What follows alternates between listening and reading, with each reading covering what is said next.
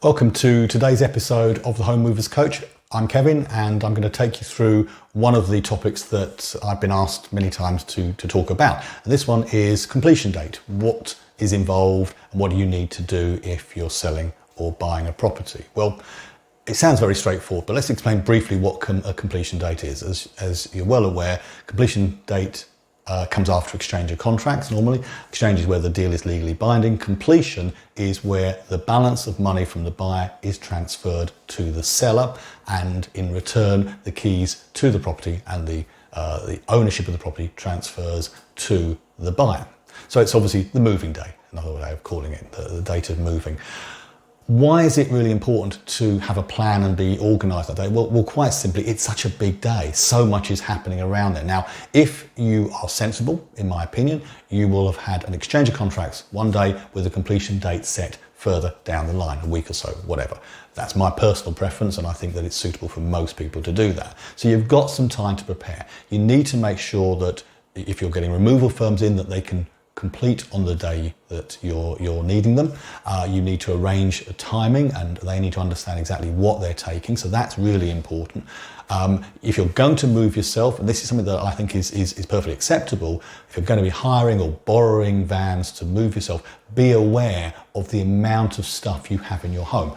There's a reason why removal vans are so large. Okay, they're nowhere near the size of a normal van for simple reasons. The amount of stuff they can get in there. If you're getting like a Luton size van, or even worse, a transit size van, you are going to have to make, unless you've got very few items, multiple trips on the day that you're moving. Now that sounds straightforward, but you are to a degree limited by the time you've got on that day, because first and foremost, you can't get keys to your next property until the money has been transferred. And it may well be that the owners there are not able to move out at that particular moment. So you can be left waiting, but you are obliged to give access to the property you're leaving to the buyer or the new owner once the money is transferred. Now, bearing in mind that on a completion day, the money comes from the bottom of the chain and goes upwards. It has to go through the banking system, through each solicitor's account until it gets to the top. When you do your first transaction, the seller gets the funds. Theoretically, they are obliged to give the possession of the house or the property to their buyer. The money then moves up to the next chain, and likewise the seller there passes on the ownership to the buyer below them, and so on and so on. So you can see, just in simple terms, there is a time scale involved. It doesn't all happen at the same moment. And you factor in solicitors not being available, solicitors being on lunch, just being tied up doing other things, then delays can easily occur. And it's quite common for most completions to not happen until after lunchtime. Some happen before, which is fantastic. So again, if you're moving yourself, you've got to be able to move quickly. Otherwise, you're going to be stuck in a situation where you're not fulfilling your obligations. Doesn't mean you shouldn't move yourself, it just means you've got to be really, really organised. I'll talk about organisation on a separate video, but completion is all about planning and organisation. When you're moving out, you've got to make sure that everything is as it should be. So don't go leaving loads of stuff that you don't want just because you can't be bothered to take it.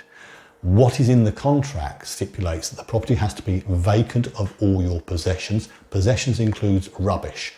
Just because you don't want them, they don't not become your possessions.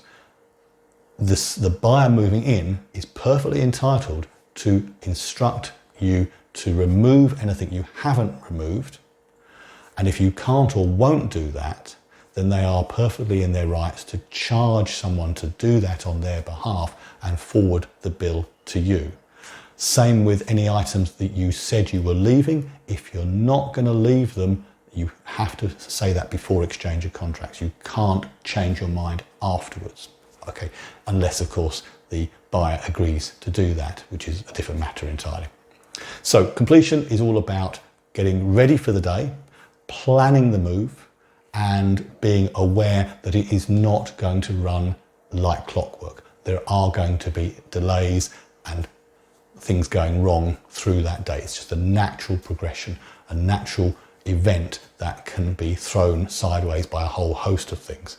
So the more you can plan, the better. And if I would give you one piece of advice, is make sure that you're having to transfer as little as you need from the old property to the new property. Use garages or storage to get all the unnecessary stuff out of the way. Just move the basics. And I think you'll make life a lot easier for yourself. Okay, so that's completion date. All about planning, all about organisation, and all about not worrying about things if they don't go perfectly smoothly. Till next time, thanks for watching, and I'll talk to you soon. Take care. Bye-bye.